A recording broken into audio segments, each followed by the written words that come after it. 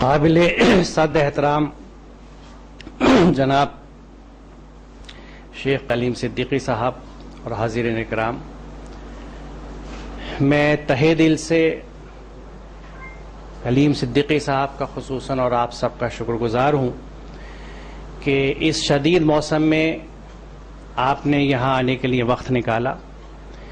کلیم صاحب، جیسا آپ نے اخباروں میں پڑھا ہوگا، بین الریاستی ایک دعوتی پروگرام پھلت میں چل رہا تھا 7، 8، 9 کو، اور قبلہ کی یہ محبت ہے اس فقیر ناچیز سے کہ جب میں نے آپ سے آج کے پروگرام کے لیے ذکر کیا اور 9 تاریخ کے لیے درخواست کی تو آپ نے مجھے بتایا کہ یہ 3 روزہ میرا پروگرام ہے اور تیسرے دن چونکہ تجاویز پاس ہونی ہے، آخری دن بڑا اہم ہوتا ہے، میں نہیں آ سکوں گا، کیونکہ میں صبح میں اس پروگرام کو کرنا چاہتا تھا تھوڑا سا بڑا کر کے۔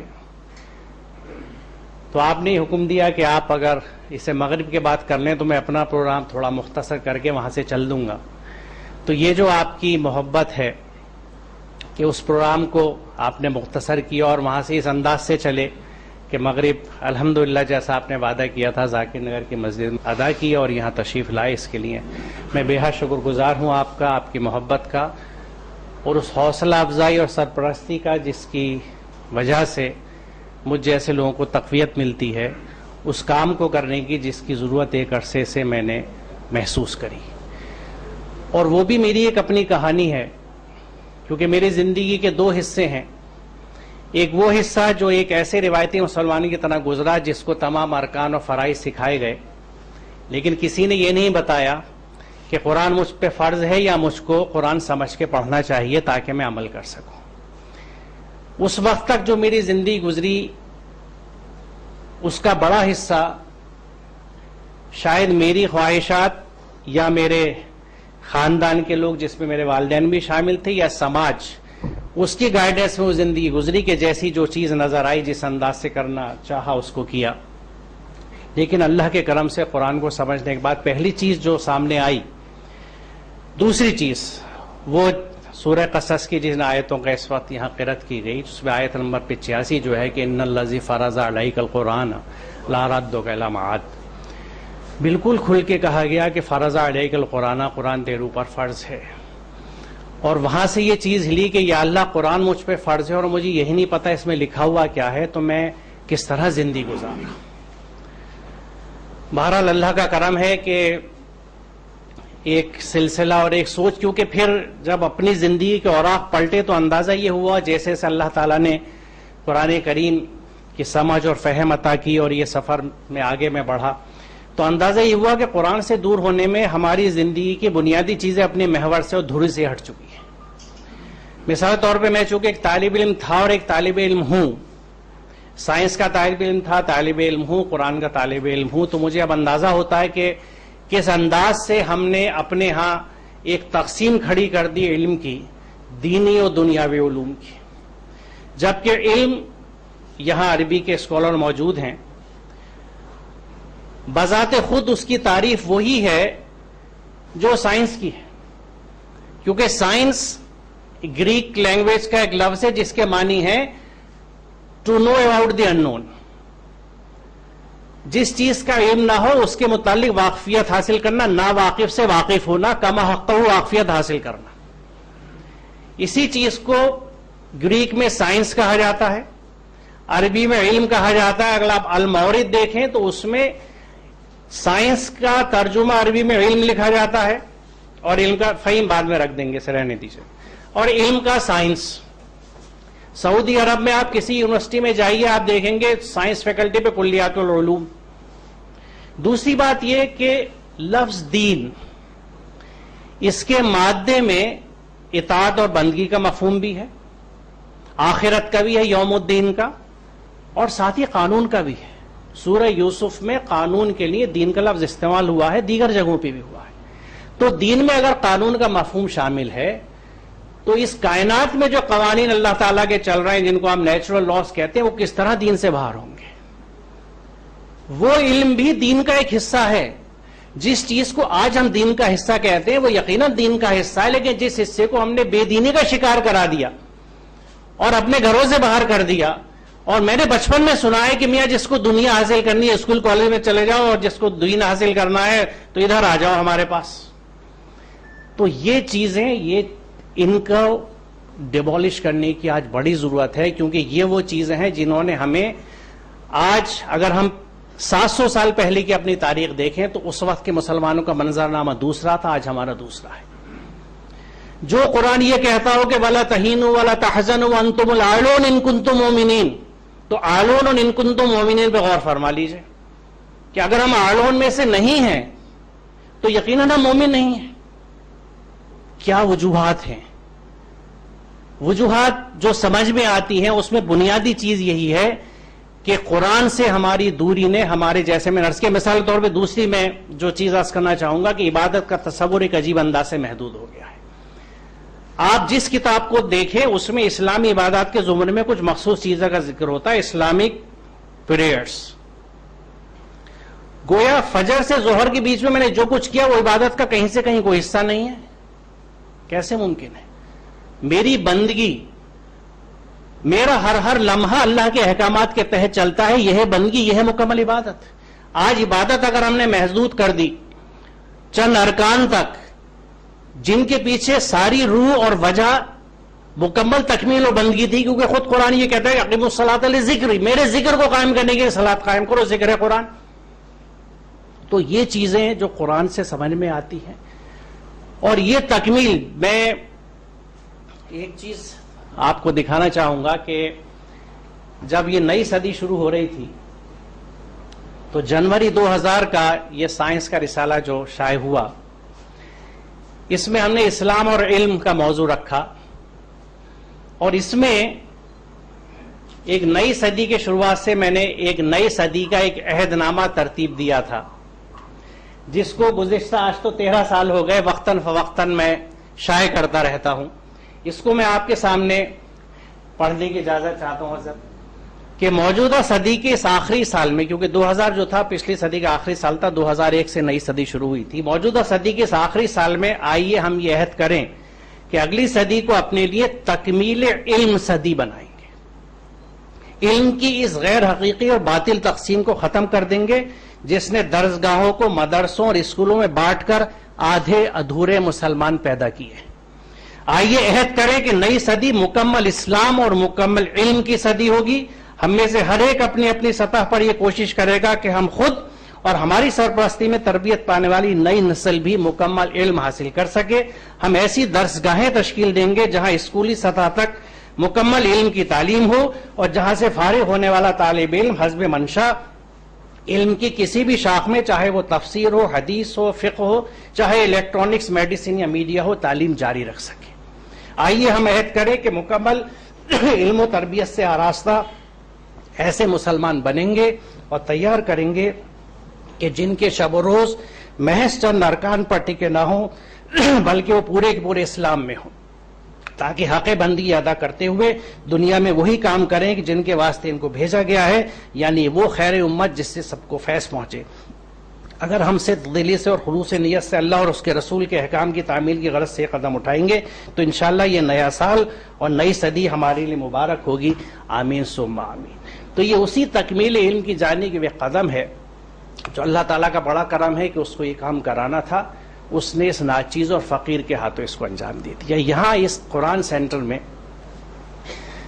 یہ اللہ نے میرے ذہن میں بات ڈالی کہ ہماری نئی نسل جو ہے وہ قرآن کی طرف نہیں آتی. ان کو آپ قرآن پڑھنے بلائیے، ان کے پاس وقت نہیں ہے، کیونکہ کوئی CBSE کی تیاری کر رہے ہیں انجینئرنگ کے لیے، کسی کو میڈیکل، یقیناً ان میں کچھ برائی نہیں ہے. تو ذہن میں یہ بات آئی کہ ایک کوچنگ سینٹر بنایا جائے جس میں بچوں کو ان سبجیکٹس کی بھی تعلیم دی جائے جس پہ ان کے پورے رجحانات ہیں آج کل، فزکس، کیمسٹری، میتھس، بایولوجی، انگریزی سب کی، لیکن ساتھ ہی شرط یہ رکھ دی جائے کہ روز ایک کلاس قرآن کا اٹینڈ کرنا ہے، اور ہفتے میں 3 پیریڈ اردو کے رکھیں تاکہ اردو سے واقف ہو سکے. کیونکہ دیکھیں اگر عربی نہیں تو کم از کم اردو آپ کو آتی ہے تو آپ کچھ دین سے جڑے رہیں گے، تاکہ جو دینی سرمایہ ہے اس سے آپ کی ایک کنیکٹیویٹی، ایک رشتہ برقرار رہے گا. اردو سے کٹنے کے بعد آج ہماری حالت وہی ہو چکی ہے جو ماڈرن ٹرکی کی ہے کہ آٹومن ٹرکی نہ جانتے ہوئے ان کے پاس نہ اپنی تاریخ ہے نہ کوئی لٹریچر ہے. آج ان کی تاریخ سمٹ کے 50 سال کے اس دور میں آ چکی ہے جس دور کی ٹرکش لینگویج ہے. وہ لوگ اب پھر سے کوشش کر رہے ہیں آٹومن ٹرکش پڑھنے کی تاکہ اس ورثے سے تاریخی اور علمی اپنا رشتہ جوڑ سکے. ہمارے سامنے عبرت ہے, سبق ہے, نظر آ رہا ہے, لیکن اس کے باوجود ایک ایک ریاست سے اردو ہمارے یہاں ایک ایک گھر سے ختم ہوتی چلی جا رہی. جواب یہ ہوتا ہے کہ صاحب کیا کریں, کہیں نہیں پڑھی جاتی, اسکول میں نہیں ملتی. دوسرا ایک شوشہ یہ شروع ہو گیا کہ صاحب اردو کو روٹی روزی سے جوڑ دیجئے, اردو سے روزگار ملے گا. نعوذ باللہ کل کو نماز کو بھی روزگار سے جوڑ دیں تو ہم نماز پڑھیں گے ورنہ نہیں پڑھیں گے. یہ کیا بات ہے؟ اپنا تاریخی اور علمی ورثہ سنبھالنے کے لیے بھی اگر ہمیں روزگار چاہیے تو یہ بیتوکی سی بات ہے. اور جس چیز کی ہم نے حفاظت چاہی, حاضرین, ہم نے خوب کری. میں اکثر یہ بات ازرائے مذاق کہتا ہوں کہ جب دلی میں ڈیمولیشن کے بعد بے ترتیب ہوئے مسلمان سنجے نگر اور کہاں کہاں گئے, تو جہاں جہاں ہماری آبادیاں گئیں ہماری بریانی کی دیگ بھی پہنچی اور تکے بھی پہنچ گئے. اس کی حفاظت ہم نے کر لی. اپنی زبان کی نہ کر سکے, اپنے علم ورثے کی نہیں کر سکے, بلکہ اب تو شب قدر میں قبرستان تک پہنچ گئے تکے اور دے رہے ہیں کہ شب قدر کے نام پہ شب باشی بھی کری اور کھانا بھی کھائیے آرام سے. تو یہ ہماری ترجیحات کی بات ہے. اگر اس رخ سے ہم بیدار نہیں ہوں گے, کوشش نہیں کریں گے, ہمیں ماڈل ایک نمونہ لانا پڑے گا سامنے. تو اس ذہن سے یہ کوشش کی ہے اور بچوں کو انسینٹیو دیا گیا ہے. ٹیچرز, اللہ کا کرم ہے چونکہ میں خود میدان سے جڑا ہوں اور میں شکر گزار ہوں تمام ان ساتھیوں کا جو تیار ہوئے کہ ہم اچھے ٹیچر کوچنگ کے لیے لے کے آئے. بچوں سے کوئی پیسے نہیں لے رہے, یہ انہیں انسینٹیو ہے کہ جو کوچنگ ان کو 2,500-3,000 ہزار روپے میں باہر ملتی یہاں فری مل رہی ہے. شرط یہ ہے کہ آپ کو قرآن اور اردو سیکھنی ہے اور اس میں ہمارا زور جو ہوگا قرآن فہمی پہ ہوگا. 9th کلاس سے اس پروگرام کو شروع کریں گے اور 10ویں تک رکھیں گے. اس 2 سال میں اس بچے کو گرائنڈنگ کر کے قرآن فہم بنا دیں گے, قرآن کو سمجھ لے مطلب کے ساتھ اور ساتھ میں اپنے مضمون مضبوط کر لے. اس کے بعد اس کو ہم چھوڑ دیں گے کہ بیٹا آپ اپنے راستے پہ آگے چلیے, کیونکہ اس 2 سال میں انشاءاللہ بچہ ایسا تیار ہو جائے گا. اور اس میں ارادہ یہ ہے پروگرام کہ سب سے پہلے, کیونکہ دیکھیے میرے بہت سے یہاں ساتھی بیٹھے ہوئے ہیں اور اس میں تو بلکہ میں سمجھتا ہوں کہ اگر میں غلط نہیں ہوں, بلال صاحب کو پائنیئر کہوں 200 گھنٹے والے پروگرام کے, اس میں ایک چیز کا تجربہ یہ ہو رہا ہے کہ اس 200 گھنٹے میں مطلب سے قرآن شریف لوگ پڑھ رہے ہیں, سمجھ رہے ہیں, لیکن وہ تبدیلی ان کے عمل اور کردار میں نظر نہیں آ رہی. بلال صاحب متفق ہیں, سر ہلا رہے ہیں اس بات سے. یہ حقیقت ہے. وجہ کیا ہے؟ وجہ شاید یہ ہے کہ قرآن کی اہمیت اور وہ چسکا لگائے بغیر اگر آپ انہیں سے مفہوم پہ لا رہے ہیں تو بات نہیں بن رہی ہے. تو ہمارا ارادہ یہ ہے کہ اس پروگرام میں اپنے بچوں کو پہلے سینسیٹائز کریں گے قرآن کی اہمیت کیا ہے, قرآن کا حق کیا ہے, اس سے دور ہٹ کے ہمارے نقصانات کیا ہوئے ہیں, اور اس کے بعد جب وہ زمین تیار ہو جائے گی تو پھر انشاءاللہ ان کو مفہوم اور مطلب کے ساتھ قرآن. اس لیے 2 سال کا وقفہ اس کے لیے مانگا گیا ہے کہ اس میں وقت لگایا جائے. تو ایک پروگرام 9ویں جماعت کے بچوں کے لیے ہوگا, دوسرا ایک 10ویں کلاس کی جو بچی ہیں جامعہ سے پرائیویٹ امتحان دیتی ہیں. یہ وہ بچی ہوتی ہیں جو ڈراپ آؤٹ ہوتی ہیں, جن کا کچھ مستقبل میں کلیئرٹی نہیں ہوتی کہ میں کیا جاؤں, ادھر جاؤں ادھر جاؤں, تو ان کے لیے کوئی باقاعدہ نظم بھی نہیں ہے کوچنگ کا. تو ایک ذہن میں یہ بات آئی کہ ایک بیچ 10ویں کی بچیوں کو بنا لیں گے کہ ان کو فری ٹیوشن دیں گے, ساتھ میں قرآن پڑھائیں گے. اور ایک تیسرا گروپ 6ٹھی کلاس کی بچیوں کا, سرکاری اسکول کی یا جامعہ کی, یعنی وہ طبقہ جو ٹیوشن افورڈ نہیں کر سکتا, مالی طور سے کمزور ہے, ان بچیوں کو مفت ٹیوشن اور ساتھ میں قرآن فہمی, قرآن کی تعلیم. دوسرا اس میں رخ یہ ہوگا کہ پیچھے یہ جو روم ہے یہ کمپیوٹر لیب ہمارا ہے, اس میں کمپیوٹر لگائے ہیں, 10 کمپیوٹر ہم لگا رہے ہیں فی الحال. جو مدرسے سے ہمارے فارغین آتے ہیں ان کو یہاں پہ basic computer, D T P اور ان پیج, تاکہ روزگار میں حاصل سہولت ہو ان کو, اور تھوڑا سا ان کو جو جدید رخ ہے, مثال کے طور پہ سائنسی سوچ, عقل اور دماغ کا استعمال, جس کے لیے بار بار تدبر تفکر کے لیے قرآن نے تعقلون کا لفظ استعمال کیا ہے, اس کے تحت سائنس کے تعلق سے, ماحول کے تعلق سے, یعنی اگر باہر کچرا پھیل رہا ہے, گندگی ہے, تو یہ بھی ایک فساد کا ایک حصہ ہے. اس رخ سے ان کو سینسیٹائز کرنا, تاکہ سماج میں, دیکھیں آج ہمارے سامنے سب سے بڑا مسئلہ یہ ہے کہ بطور سماج کے ہم اپنے ہم سماج لوگوں کو بہت کچھ دے نہیں رہے.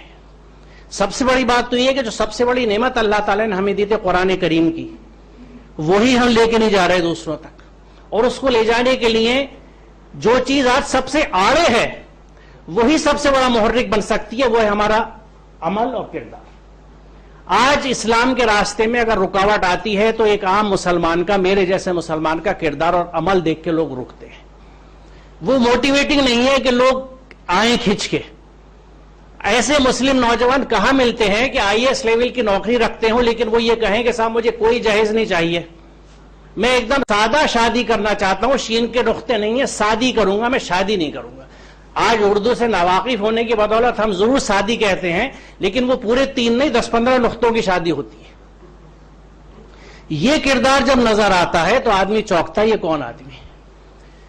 دھوکے بازوں کی اس دنیا میں, جھوٹ فریب کی دنیا میں ایک ایماندار آدمی کھڑا رہتا ہے مستحکم زمین سے جڑا ہوا, جو یہ کہتا ہے کہ نہیں, میرا کردار میری گفتار آپ کا ریفلیکشن نہیں ہوگی, آپ دیتے رہیے مجھے گالی, آپ برائی کرتی رہیے, میں تو اپنے رب کے حکم پہ رہتا ہوں کہ قل یا عبادی یقولوا التی احسن, میرے بندوں سے کہہ دو زبان سے وہ بات نکالیں جو بہترین ہو. احسن جو ہے حسن کی سپرلیٹو فارم ہے. یہ ہے اللہ کا حکم. اور میں اپنے بچوں سے اکثر لیکچر میں کہتا ہوں, کیونکہ میں پرانی دہلی کا ہوں, نوجوان ہم خوب جانتے ہیں یہاں اکثریت پرانی دہلی کے لوگ کس طرح ایک دوسرے کو آواز دیتے ہیں, تو وہ احسن ترین بات تو نہیں ہوتی. ہر لمحے ہمارا انداز تخاطب و تکلم جو ہے وہ اللہ سے کھلی بغاوت ہوتی ہے. سورہ نحل کی وہ آخری آیات جن کو ہر جمعے میں عموماً, یعنی آخری نہیں, جمعے کے خطبے کے آخر میں پڑھا جاتا ہے کہ ان اللہ یامر بالعدل والاحسان وایتاء ذی القربى وینہی عن الفحشاء والمنکر والبغی, اس کا ہمارے ہاں فہم یہ ہے کہ بس خطبہ ختم ہوا اٹھ جائیے. اس کی صرف پہلی چیز کو اگر آپ گرہ میں باندھ لیں کہ ان اللہ یامر بالعدل, اللہ عدل کا حکم دیتا ہے. عدل میں جسٹس اور انصاف کا بھی مفہوم ہے اور اعتدال کا بھی ہے. اپنی زندگی میں اگر انصاف کی بات مان لیں تو ریلیشن شپ کے ساتھ جسٹس, کیا میں نے انصاف کیا باپ ہونے کا, شوہر ہونے کا, بیٹا ہونے کا, پڑوسی ہونے کا. پروفیشنل لیول پہ, ہر لیول پہ اگر آپ عدل کی بات کریں تو آپ سوچئے کیا سماج اٹھے گا اور وہ کیا مسلمان ہوگا.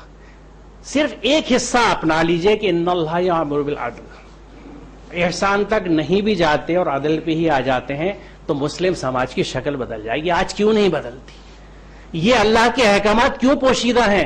کیونکہ کلام پاک جزدان میں لپٹا ہوا نہایت عقیدت احترام سے رکھ دیا گیا ہے. اس کو پڑھ کے سمجھ کے عمل کرنے کی توفیق ہی نہیں ہے, نہ کوشش ہے. تو بہرحال میں اپنی بات اتنی بھی نہیں لے جانا چاہتا تھا حضرت کے سامنے, کیونکہ آپ کو سننے کے ہم سب مشتاق ہیں.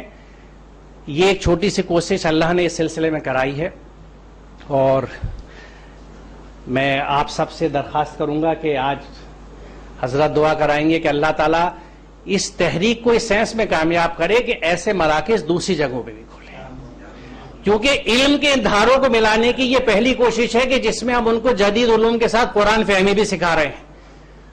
آئیڈیل بات یہ ہوگی کہ جیسے میں نے عرض کری اور جیسے میرا خواب ہے اللہ میری زندگی پورا کر دے کہ ہم اس ادارے اس طرح کی درسگاہیں بنا سکیں. اور سب سے پہلے اسکول, کسی یونیورسٹی کا خواب میں نہیں دیکھتا, primary school, middle school, high school, صرف 10ویں کلاس تک کے افراد اور ایک بلڈنگ مل جائے, اس 10 سال میں بچہ انشاءاللہ ایسا نکلے گا.